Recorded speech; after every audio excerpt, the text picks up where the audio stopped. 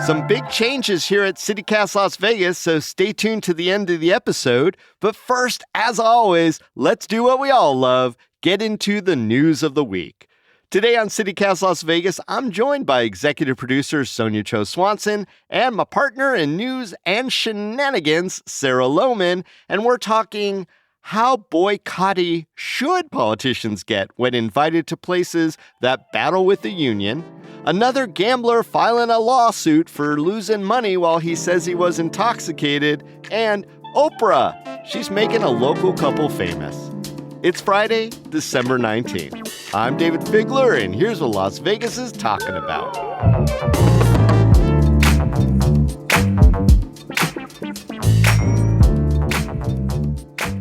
Sarah and Sonia, welcome to the Friday News Roundup. Morning, David. Good morning, good morning, good morning. All right, we're going to blow right through the hot headline. Hot headline. Thank you, because we've got some big hot news at the end of the episode. So let's get into this week's news recap. Starting with you, Sonia. Ted Papageorge, friend of the podcast and head of the local culinary union, penned an op-ed in the Indy taking aim at the Indy. Tell me more. All right, so to explain this story, you need the timeline. So let me just go ahead and back things up for you a little bit.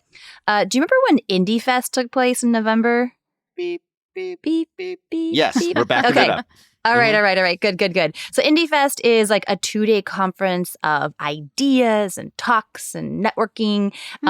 It takes place every year. It's actually the biggest fundraiser for the Nevada Independent, our esteemed local political rag, headed by the kind of well-known Dean of Nevada political journalism, John Ralston. It's kind of also like maybe I would say a little bit of a networking, a lot of who's who is there. And what happened this year was that normally Ralston invites a bunch of big names out to come for, talks and so forth. And it looks like 3 Democratic politicians pulled out sort of last minute. And so Ralston wrote an op-ed in the Indy just blasting them because he said that they pulled out. I'm layman. He says that they pulled out under pressure from Culinary 226, the culinary union. So the first name is Senator Jackie Rosen. The second name is Attorney General. The lover of my grandmother's 3-bean casserole recipe. True. Old family friend of the Figlers. Anyway. Then Attorney General Aaron Ford. We do not know his opinion on your grandmother's bean salad, but we could certainly ask. Yeah. And then third name is Representative Ro Khanna from California, kind of a big rising name in Democratic politics. For sure. And actually, apparently, Khanna was pretty direct and said that he'd actually gotten pressure from the culinary to pull out of this event because, here's the why, it was being held and sponsored by Station Casinos. And it was taking place at Durango, which is the newest Station Casinos, right? Yeah. And here was Ralston's blistering criticism back in November in his first op-ed. He said that, actually both Rosen and Ford have been beneficiaries of Station's Casinos' direct contributions. So your hypocrisy in pulling out of this event is stunning. He also claimed that as the CEO of a nonprofit, he has an obligation to choose a place that has the best price, and Stations Casino offered the best price for this event. It's a critical event for the long-term survival of this really important news organization. Then, this week, December 15th, Ted Papageorge, head of the culinary union, comes back and blasts Ralston right back and says, actually, those Dems did the right thing by pulling out because they were in support of a worthy and important cause. And here are the ways that Station Casinos was really messing up. And one of the big things he noted was that there's a big case before the NLRB. Yeah, I mean, it's an epic 2-decade-long battle over unfair labor practices and down the line. And union busting and all those things. So Stations Casino has a reputation for not being particularly supportive of unions, and culinary and Stations have been at odds for a long time. Well, and the union has a strong reputation of going after anything Stations Casino related. So no surprise with this big scathing op-ed. Good for John Ralston for publishing it in his own paper. I was surprised about that too. I was very impressed. Well, let me throw this question out to you both. Did those elected officials make the right move by not supporting the Indy at the Durango Casino? I think maybe to push back on Ralston a little bit, like people are allowed to change their minds and reconsider things. So just because they've received financial contributions in the past, I mean, at this point, like, let's talk about not receiving those financial contributions moving forward. I mean, certainly there are many things that we know, being a news organization, about stations, casinos that like don't cast the owners in the best light. And maybe I'm just like too pro-union, but I think, okay, yes, the better move would have been to not agree in the first place and to make a statement as to why, not agree to do the event. But like, I understand pulling out in support of the union. Like, these casinos, they are doing really well. They're doing better than the Strip right now. We all patronize station casinos, but I think we'd all really love to see them unionized too. Yeah.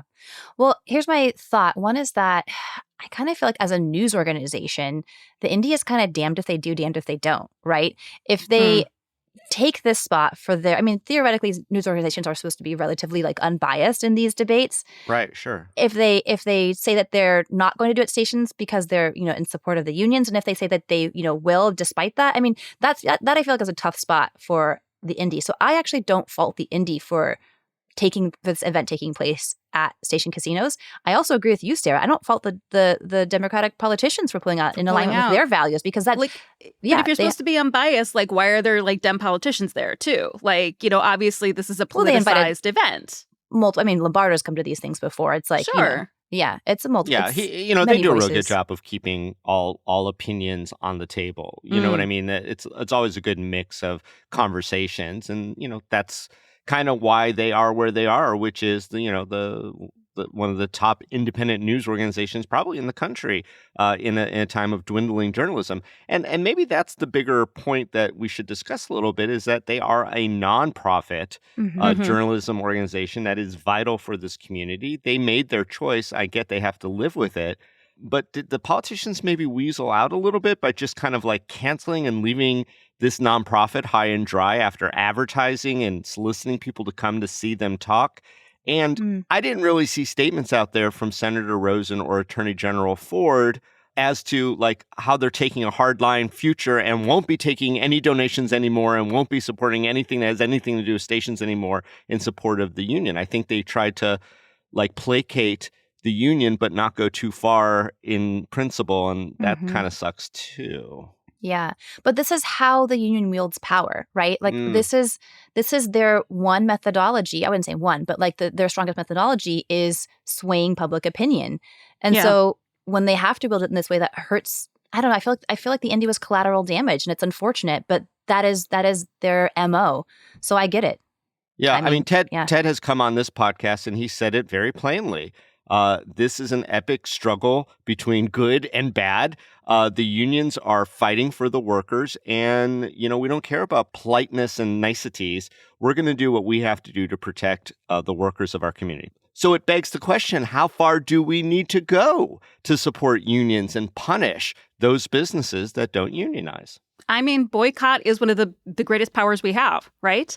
Like, the businesses hate it when you do it, but like that is our right in democracy and capitalism to not go to businesses that we don't support for whatever reason it may be. It's a great way to get one's voices heard. And I would love to see this, honestly, as like a kickoff for maybe a 2026 like big push to get stations, casinos to unionize. I'd love to see it. So to stay true to that, Sarah, you're going to never go to any of the station's properties again until they unionize? Yes. Look, I go to Durango. I go to Red Rock. And I look, there are small businesses like Vesta, at Durango Casino that I am eager to support. There are workers there that I'm eager to support. They're not unionized yet, but I would be happy to, drop them my tips. Short of an official boycott, I mean, I think we can all choose to participate in political action at different levels to different degrees. But my personal opinion is that short of like an official boycott, I'm personally going to feel free to patronize some of these businesses.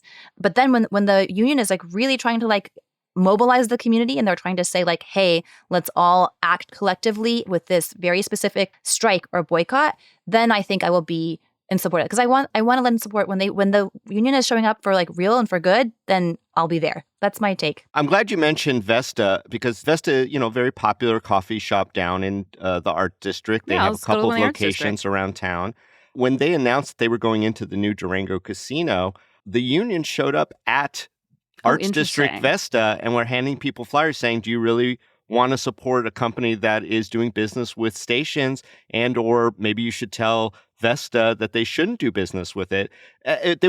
They weren't doing a strike line at Vesta or anything like that intense. They were just handing out informational flyers. But consider it. I mean, David, I think it's a perfectly valid call out. Like, maybe it's time for me to not patronize station casinos. Honestly, I don't go that much. The biggest inconvenience would be that they house our local movie theaters. So They do a lot of movie theaters, yeah. And that is really how they get the locals in. But as far as the businesses, most of them have locations outside of the casinos. I'm not a gambler. So if they're not going to support their workers in the way they should be, I don't need to go out of my way to go to a station's casino. That's it. Interesting. Well, but I would, if they unionized, I would make a point to go. Well, when workers go on strike, where they leave their positions and put themselves on the line, that's my line. You know, I won't cross those strike lines. But some informational pickets and other things like that, you know, it really is a case-by-case call. And, you know, the unions are a big influence in this community, as are the resorts. And, you know, sometimes people have to not only pick their sides, but pick their nuance. Or pick their battles. Interesting development for sure. But hats off again to the Indy for publishing an article very critical of the Indy. Yeah, both sides. Yeah. Love it. I will just say one last thought on the Indy is that, you know, the fact that Ralston published this blistering critique of himself, you know, just shows me how true to his values of journalistic integrity he is. So even if he is accepting money from stations casinos to host Indy Fest, I know that should something come up in the news about stations, he would not hesitate to publish it. So totally. I trust his integrity in that front.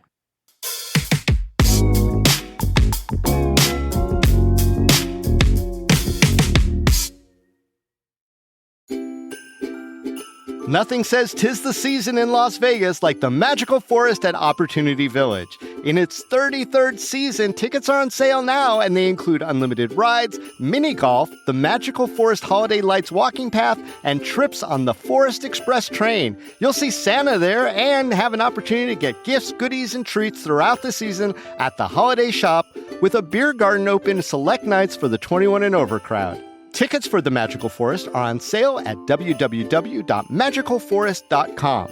As one of the primary fundraisers for Opportunity Village, attending the Magical Forest directly supports people with disabilities in Southern Nevada. The Magical Forest at Opportunity Village is open every evening from December 15th through the 24th, and then again the 26th through the 31st. Get more details and purchase tickets at www.magicalforest.com and stay updated by following the event's social media accounts on Facebook, Instagram, and Twitter at Magical Forest OV.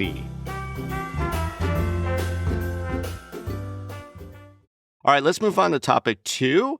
Yet another lawsuit in a series of, dozens over the years has been filed against a Vegas casino by a gambler. Sarah, can you explain? Yeah, this one is kind of wild. So this is from LVRJ reporting by David Danzis. Want to give him credit because I wanted to get these details right. So I'm going to be reading some quotes straight from his article. So a high-stakes gambler claims that Aria Casino allowed him to gamble and take out $75,000 in credit while he was incapacitated, allegedly after being drugged, before being detained by security and later charged with felony fraud.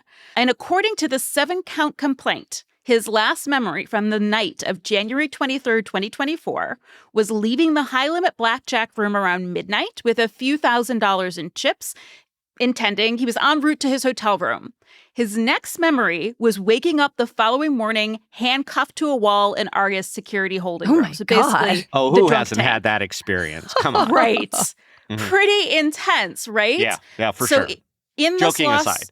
Yeah, they all have handcuffs in Aria's security. Okay, so I don't know. Yes, I was like, wait, what? We'll see how much time we have to get into it, but I have wall? lots of insight into all of this for both of you. Oh my God. Okay, yes. I mean, so many questions. Okay, so in this lawsuit, the complainant said he was deliberately, surreptitiously drugged on the night of January 23rd and the morning of the 24th, and he was totally incapacitated. So Thompson says he was removed from the property after he woke up, and nobody told him that he had any outstanding casino credit, which are known colloquially as markers. So Thompson is suing, and he alleges that he either did not sign the markers or signed them while incapacitated, drunk or drugged. It doesn't matter. This is part of the responsibility of casinos to stop people who are non-consenting from continuing to gamble. Right? Yeah. So he says the markers are invalid, and he's actually not seeking a crazy amount of money. He is seeking declaratory relief, invalidating the markers, and damages actually says damages in excess of $70,000. He just wants to that's the jurisdictional level, so you don't know how much he's actually seeking. Fair enough. Yeah. Which industry is the same amount as he's charged with the markers. So RA and MGM, they haven't filed a response to the lawsuit yet, and they were not available for comment as of this reporting. Wow. Yeah, these suits do come up all the time where people, typically those who lose money, rarely do you find complaints when they win money. But that said, they don't fare well either statewide or federally when they can do it federally in front of juries. They just don't. And there are a lot of laws on the books that tend to, believe it or not, in Nevada, favor the casinos in what you can raise as a defense to having to pay back those markers, et cetera. And in a very cozy set of laws, whenever you take out a marker, it is deemed to be a check. And if it is then deposited in your bank account and not honored, it is deemed to be a crime that the district attorney is allowed to not only act as a collection agency for the casinos, but they get to take a piece of the action themselves and they add on their own little fees. Let me ask you a question, David, because you mentioned these don't do well in juries. Do you think that there's a little bit of a morality judgment there? Like gambling addiction is your problem, or like if you were drunk, it's your problem, like that kind of blame? Yeah, I think so. Also the casinos tend to have a ton of video evidence that may run contrary to the narratives that some of the gamblers are pitching to the juries. In other words, but we don't know that in this case. We don't know in this case, right? But it always leads to the same question: how much responsibility does the casino have for your behavior? And I think that's what juries chew on. So what do y'all think? How much responsibility does the casino have for people who get into these situations? Gosh. I mean, I use the word non-consenting because that is what he's arguing essentially. Like, yeah, casinos are set up to serve you alcohol and spend your money, right? That is how they get their goods. But set it up to make some poor decisions. Yeah. Right. They set you up to make poor decisions. And there does have to be a line there. Like if you are drunk and unresponsive or drunk and angry, you get kicked out of any venue, even in this town. So why, if the story is all true, then why in casinos are you still allowed to spend your money, even if you don't seem to be in your right mind? It does seem like there should be more checks and balances. And as a woman, I will put it out there that people do get drugged. We don't know what happened in this case, but people get roofied and they get their money stolen and worse. These things happen in the real world even to this day. That's a really interesting analogy, Sarah, because I was just thinking about how when we think about incapacitation due to substances, there's a very clear line for that with cases of sexual assault because we have this line of consent, right? That consent is clear and ongoing and not done under the influence. Well, I wish it was more clear in the State of the Union in the 21st century. But yeah, that's the idea. If someone can't say yes, they can't get into your car. They can't consent to having sex with you. There's many things under that line that they can't you can't legally accept as a yes, right? Yeah. Well, why doesn't that concept of consent under the influence apply to other spheres like gambling? Does it, David? I don't know. Does it? I mean, what about a business contract, for example? Like if you were under the influence, could you argue? Sure. I think what it all comes down to, so casinos do have a responsibility under our rules, our set of rules, that if somebody is blatantly and obviously not in control of their own faculties, that they can't, allow them to continue to gamble. But I think that is in a lot of ways in this state interpreted to be, literally falling down drunk. Okay. There's also laws on the books that say that if you have mental illness, that's the one contract that you have to honor, and it's not an excuse. In other words, if you take out a marker, but you have a significant gambling addiction, even if the company knows that, which counts as a mental illness, which is a mental illness, even if the casino knows that, you can't bring that up as a defense for taking out the money and gambling. Wow. And what the casinos ultimately say is, look, they very easily could have won just as much as they lost, right? And as long as they're playing the game, and this is the casino's line, as long as they're playing the game correctly and they're not hitting on 20 or hitting on 25, they had just as much a chance of walking away with 100,000 in profit than 100,000 in loss. And I think those are very compelling arguments to juries and why those suits rarely go anywhere. Also, the casinos have really good lawyers and a lot of them, and they make it really, really hard, which is why. And I think maybe the other thing, though, is that a lot of people who come from Las Vegas who would serve on those juries understand that if the casinos had to do breathalyzers on every single patron, that no one would make money, right? No, and I think the degree of oversight would just be stifling, right? I think it would be such an invasion of privacy. It would be I don't know. This case is pretty extreme, though. So, should there be no oversight, even in the most extreme of cases? That's a great question, Sarah. And I will tell you this, having observed these cases over the years, not the most extreme example either. And some far more extreme examples have also just been dismissed. There was a recent, very, very wealthy man who took out billboards all over Las Vegas. And I think that case might even still be pending, where he's billboards about... about how he feels he was drugged and manipulated, and asking if anyone else has had the same experiences because he wants to do a big class action lawsuit against the casinos, et cetera. So, but those, again, rarely go anywhere.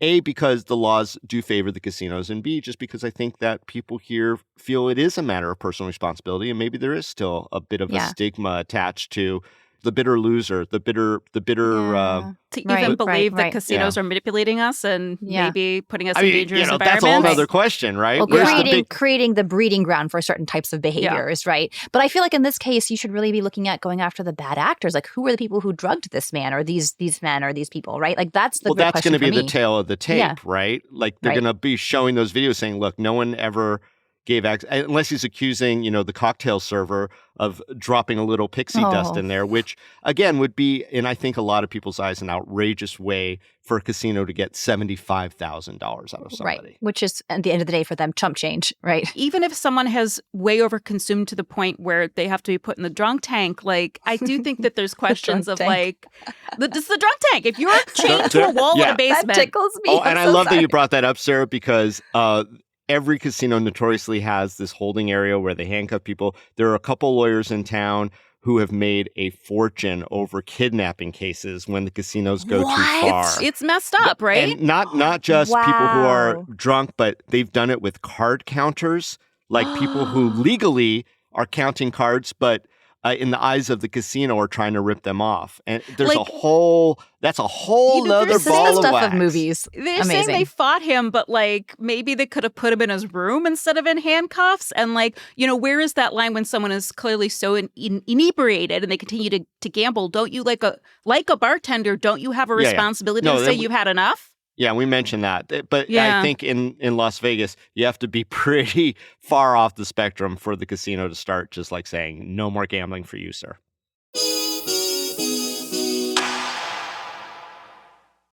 All right, let's move on to the final topic. Oprah Winfrey is still making people famous. Who even knew? Who even knew that Oprah still had the power? She's got power. Yeah, but she zapped a little bit onto locals John Paul and Erica DeLuce. They are the owners of Stingray Clean. It is a cleaning solvent that has been around actually for a while. And there's a very funny story that the RJ has put out. Apparently, Oprah, we don't have to say last names with that one, got a stain on her white pants from eating a Snickers bar. What magical story doesn't start that way? I know. Whomst among us? I can't keep food off my clothes, honestly. Well, I have a toddler, so yeah. And she was at a Broadway show. Oh, and, shit. The white pants. That's why no one should wear white pants. No one should wear white.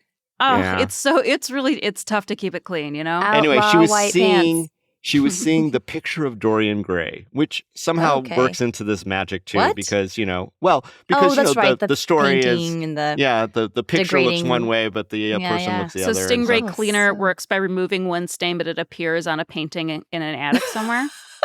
Thank you. I set him up, you knock him down. That's why we work so well together, Sarah. Yeah. So Oprah was I guess in terror that people would see the Snickers stain on her white pants, and one of the production people. Poops. Oh no! One of the production people oh my God. pulled out his Stingray spot remover and then it was gone, and Oprah was astounded. Okay, She I do need to posted get a this stuff. video of this mishap and the subsequent solution. Wow. And then she just basically said, "Hey, y'all." It created a viral sensation. This is a company that's been around since 2014, so they've paid their dues. Anyway, then Oprah put it on her favorite things 2025 list. And it has changed the lives of these two Las Vegans. Nice. They cannot keep this stuff in stock. So everyone gets a Stingray spot remover. You get one, Sonia. You get one, Sarah. It's my gift to both of you for this Christmas time. Oh, No, I hopefully think it's not. just That's not the a secret. name. I think it's just a Okay. mascot. I don't know Okay. what the secret sauce is, but apparently Stingrays. it does work.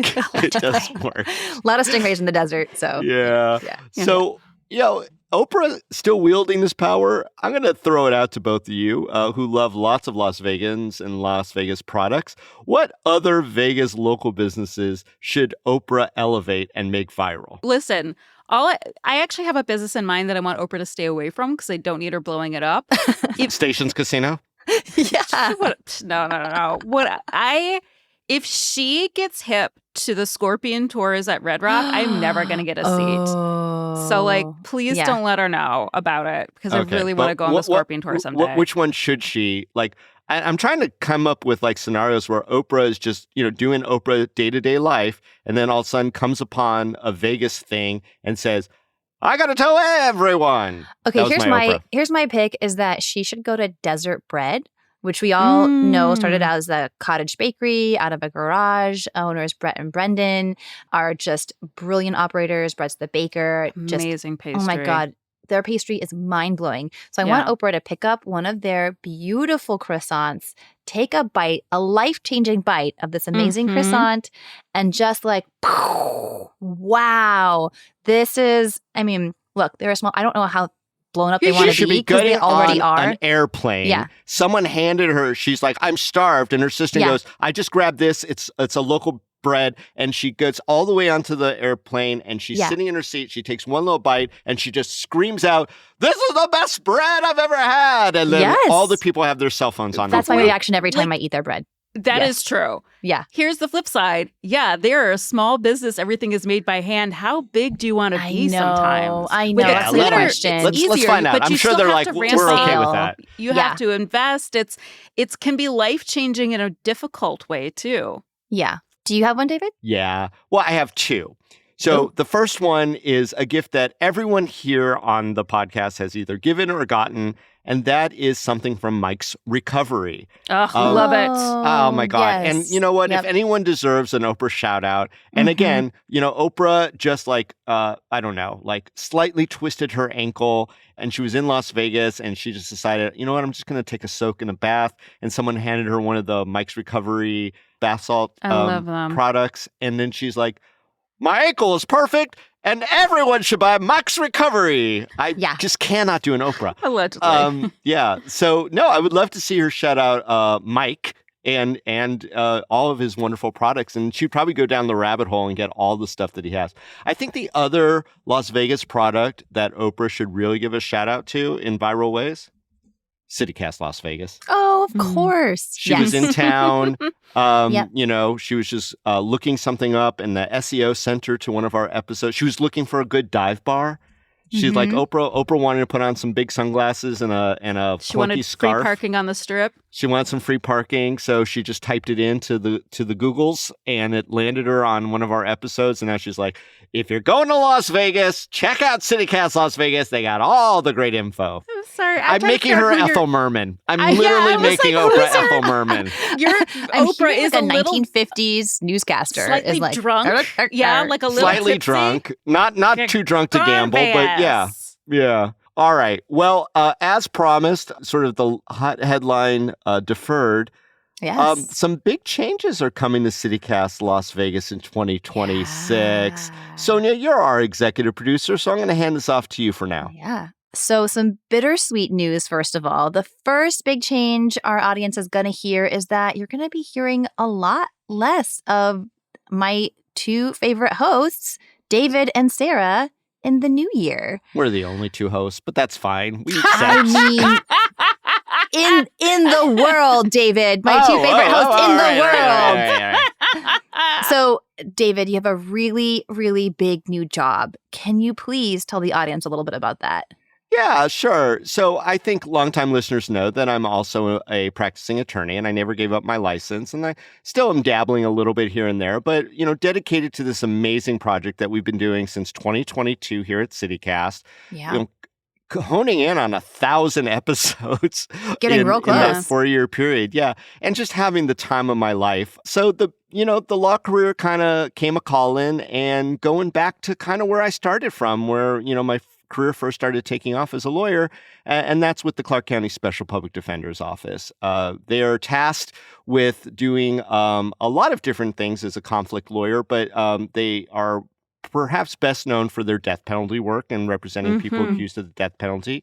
They're also in the advocacy space to make sure that we have a more fair and equitable due process forward system and challenging on all levels. They have an amazing team of attorneys and staff and investigators over there. And it was just too good to not go back once I saw an opening was over there. David, you're going to be a chief deputy public defender there. That's a big deal. That's a big effing deal. Alongside some other very talented people, I am really looking forward having the benefit of being away from the system for a little bit to kind of accord all my thoughts and energies and redevote them literally to one of the most important things in my life, which is the reform of criminal justice and how it's implemented and discussed in our community. So I'm really, really looking forward David, to it. You're doing the Lord's work out there. Yeah. And I'm so, get that pension, man. Yeah. There we go. Yeah, I mean, working for the county is not the worst thing. Yeah. And Sarah, you have a ton going on next year too. What is on your plate? Well, so the sad part of David leaving is that our company made the smart decision that they're no longer going to have two co-hosts. Well, I think people are going to miss that play back and forth. But, of course, I was asked to apply for the position, but I just can't commit to 40 hours a week. So unfortunately, that means that I have to move on too. At the same time, for a while, I've realized how exhausted I am and how I'm stretching myself way too thin. When I joined, I was still very, very new to Las Vegas. I wasn't quite sure where I was going yet, but since then, my food history work, which has been up and down, but sustained me for the last 18 years, has come a calling. I am going to have a new book coming out in May 2027. Ice cream, you scream. We all scream for Sarah's take on ice cream. Ice cream. And of course, Sarah's take is always one deeply rooted in social justice. So the ice cream is there to pull you in, but then the stories of women and people of color succeeding in history is going to make you stay. The real sprinkles. Yeah. Sprinkles? I've already talked about sprinkle collabs, so get ready. Yes. Y'all, you're about to see Sarah's career take off in some pretty explosive and wild ways. I had the great pleasure of seeing her speak at a public event in California. Was it last year, Sarah? I think it was last year. And she is chef's kiss, amazing. And this book is going to be a big effing hit. I am so excited. I'm going to be on the pre-order list before it's even I'm going to be at the door of the publisher's house asking for my name to be on the pre-order list tomorrow. I mean, I've got high hopes for the book, but it doesn't matter. I started my career as a food historian in 2008, and I said, well, I'm going to stop when it's not fun anymore. And here I am still doing it. And I am glad that CityCast has gotten to be an extension of that work.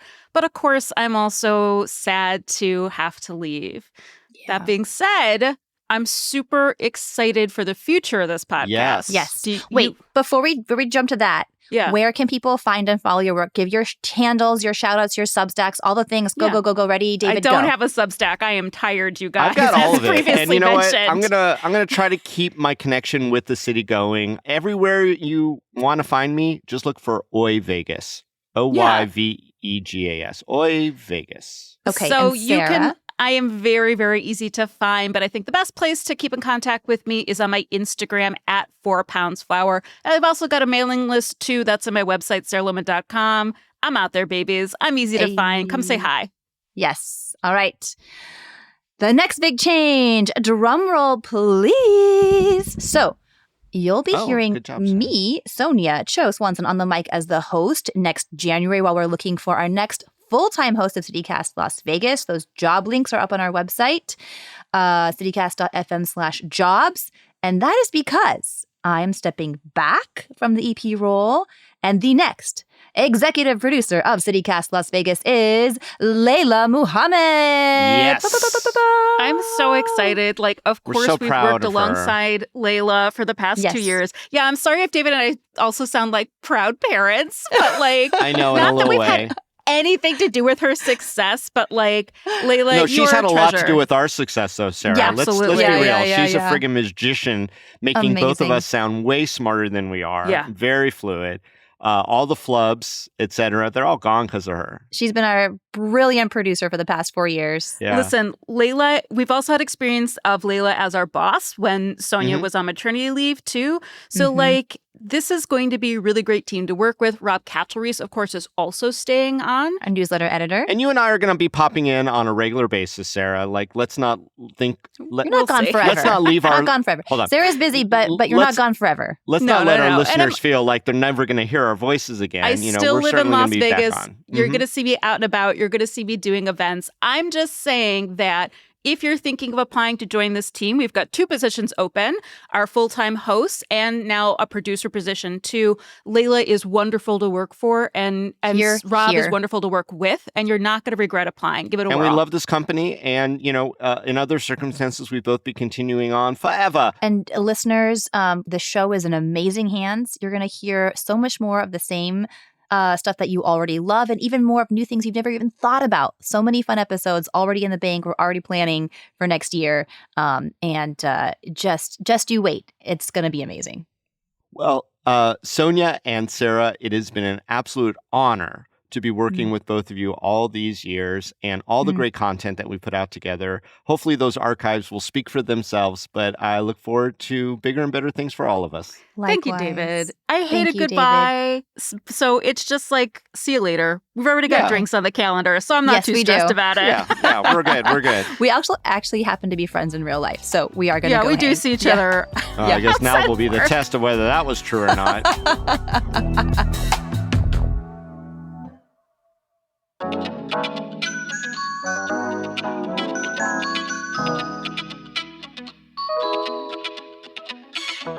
All right. Well, and now for my last time reading the Friday credits. That is all for today on CityCast Las Vegas. Our executive producer is Sonia Cho Swanson. Our producer come executive producer is Layla Muhammad. Our newsletter editor, Rob Katchelreese. And our hosts are the amazing Sarah Lohman and the grateful David Figler. Music is by OG Moose, Epidemic Sound, Arthur Benson, and all the kimonos. All of them. We record this show on the traditional homelands of the Nuwuvi, the Southern Paiute people. Please, listeners of CityCast Las Vegas, look into that history. It is important to understand their stewardship and to do what you can to support that group. If you enjoyed the show, please tell a friend. You could also rate the show, leave a review, say nice things about me and Sarah and our going out, and subscribe to our morning newsletter, Hey Las Vegas. Don't forget, you can support the show as I do and get some great perks by becoming a CityCast Las Vegas neighbor at membership.citycast.fm. We will be back Monday morning with more news from around the city. Till then, everyone, you stay lucky.